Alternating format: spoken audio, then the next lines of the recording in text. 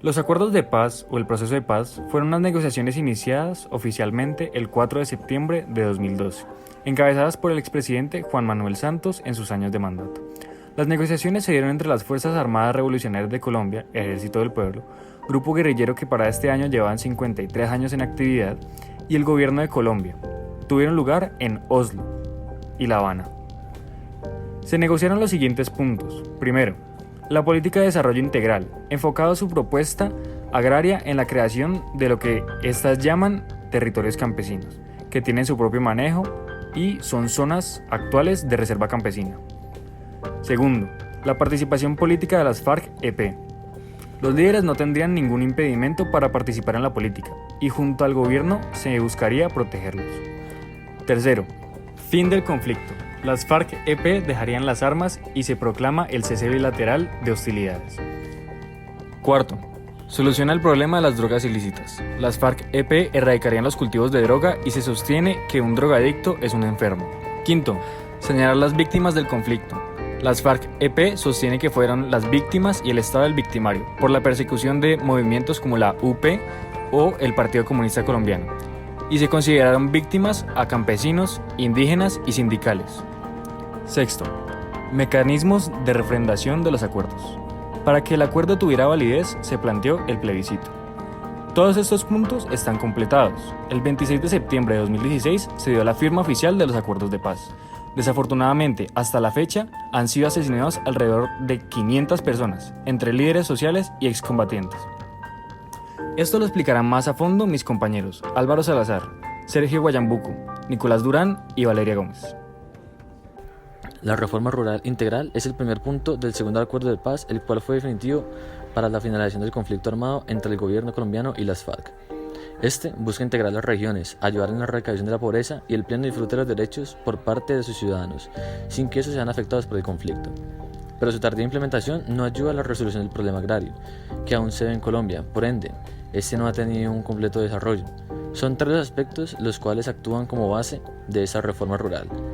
El primer aspecto es el Fondo de Tierras, el cual tiene como objetivo atender las necesidades de los campesinos sin tierra, poblaciones rurales afectadas por el conflicto o sin posesión de tierras. El gobierno se compromete a disponer cierta cantidad de tierras de distribución gratuita que provienen de tierras en extinción judicial, recuperadas a favor, fuera de reserva natural, inexplotadas, expropiadas y donadas, a las cuales se puede tener acceso mediante un subsidio integral o crédito integral con posibilidad a largo plazo. A estas pueden acceder trabajadores agrarios teniendo como prioridad a mujeres cabezas de familia y afectados por el conflicto. El segundo aspecto es el programa de desarrollo con enfoque territorial. Se pretende una relación equitativa entre el campo y la ciudad para asegurar el desarrollo de las familias campesinas y afectadas por el conflicto, ayudando a las regiones más afectadas. Cada una de las zonas rurales tendría que crear autónomamente un plan para la transformación regional que más se acomode a su sociedad y su cultura, para poder empezar un cambio económico en lo que al manejo de tierra se refiere y así generar un cambio en este monopolio terrestre. El último de estos aspectos clave es el Plan Nacional, el cual se divide en dos puntos. El primer punto es la superación de la pobreza y desigualdad, la cual se ve pensada para empezar a tener efectos en 10 años, tiempo en el cual se espera reducir hasta un 50% la pobreza. El segundo punto es el cerrar la brecha económica, social y laboral entre el campo y la ciudad. El gobierno colombiano se compromete a brindar a esas zonas rurales los más vitales servicios como infraestructuras viales, infraestructura eléctrica, salud, educación, agua potable y vivienda, subsidios y generación de ingresos con los cuales se pretende reducir la pobreza extrema en esas zonas. También se compromete en la formalización de labores rurales para acabar con el desempleo en las zonas que más sufren económicamente. Por último, el gobierno asegura brindar sistemas de seguridad y alimentación para así asegurar a sus ciudadanos y campesinos un buen vivir y un buen desarrollo de su cultura. Según fuentes oficiales del gobierno, han sido más de 4.751.371 víctimas del desplazamiento producto del conflicto armado desde 1980. Pero la ONG CODES ha dicho que son más de 5 millones. Para el 2014 se cree que la población desplazada más grande después de Siria se encontraba en Colombia. Pero en 1997 el Estado reconoció el éxodo forzado como una problemática relevante que exige acciones de política pública y se aprueba la primera ley para la atención de la población desplazada, que fue la Ley 387 de 1997, que habla de la necesidad de prevenir el fenómeno, atender a la población y realizar acciones para su restablecimiento. Por lo general, se destaca que estos se originan por amenazas, por medio de enfrentamientos, por masacre y porque muchos familiares de aquellas víctimas han sido asesinados. Los más afectados son niños, mujeres, ancianos y las etnias que conforman las regiones donde se concentra el conflicto.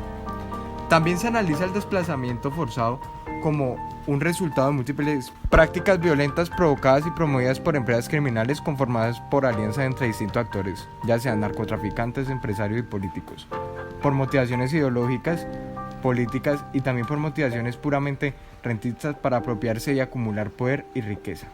Como consecuencia de lo anterior, esta forma de violencia ha resultado funcional a un modelo de desarrollo económico social excluyente, netamente sesgado, donde no hay una posibilidad de una empresa de carácter mediano o pequeño que se pueda también disfrutar de los recursos que hay en la región.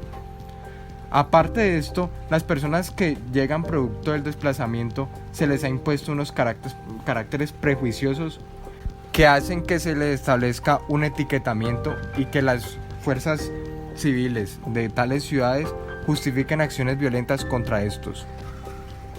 Las tierras siempre han sido un problema en Colombia. De hecho, la desigualdad en su uso y pertenencia ha sido reconocida como uno de los detonantes en la creación de las guerrillas, especialmente las FARC. Tan importante es este tema en el país que fue el primero de los puntos que se negociaron en el acuerdo de paz, firmado a finales de 2016. En el proceso de negociación se llegó a la conclusión de que a pesar de que es su principal soporte, el problema agrario no solo se limitaba a dar acceso a la tierra, sino que requería inversión en infraestructura, comercio, educación, participación, ciencia y tecnología.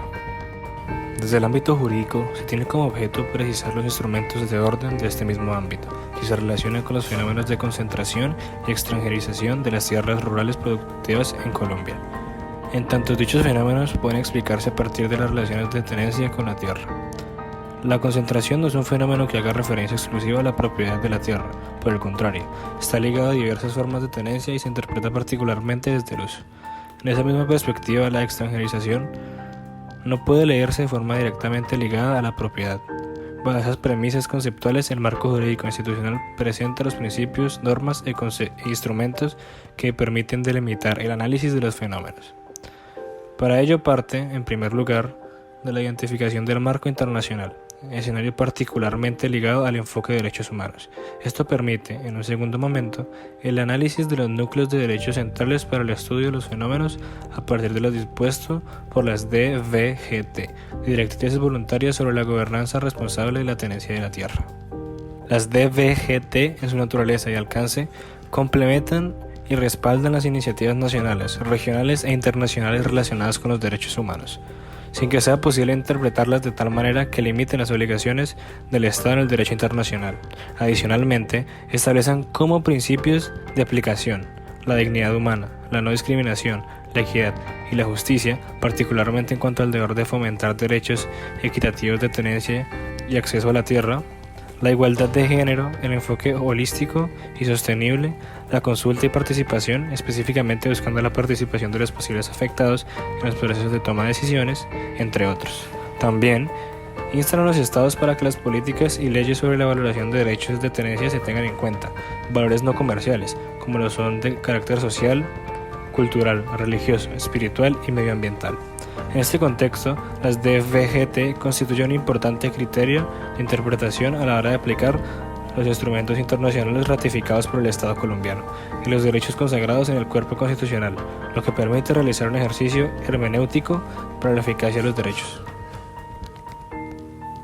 En conclusión, se puede decir que la violencia se ha vuelto endémica y se manifiesta en las regiones más ricas del país. Y por tanto, el problema del desplazamiento interno en Colombia es tan complejo como la misma guerra que se vive a más de 50 años. La inmensidad de variantes lo hacen un tema muy polémico, que se ve urgido de atención inmediata. El desplazamiento forzado es un fenómeno complejo, lleno de variables que afectan a la población perturbada. Por ejemplo, están los que se desplazan temporalmente, los que se desplazan permanentemente, los que están retenidos por grupos armados y no pueden escapar, los que están en comunidades citadas y no tienen accesos a servicios básicos, y el desplazamiento intraurbano e interurbano. Dichos desplazamientos están asociados a los procesos de apropiación y concentración de la propiedad de tierra, en la mayoría de los casos por parte de los mismos grupos armados. Por lo general, los desplazamientos se originan por amenazas, por medio de los enfrentamientos, por masacres, porque sus familias han sido asesinadas, etc.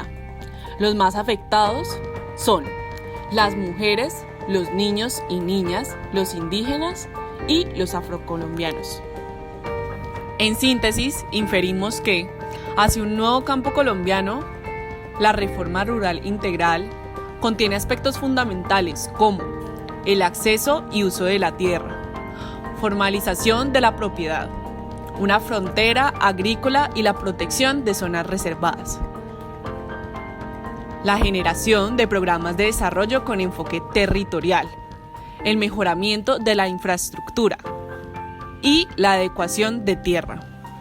La potencialización del desarrollo social basado en salud, educación, vivienda y erradicación de la pobreza.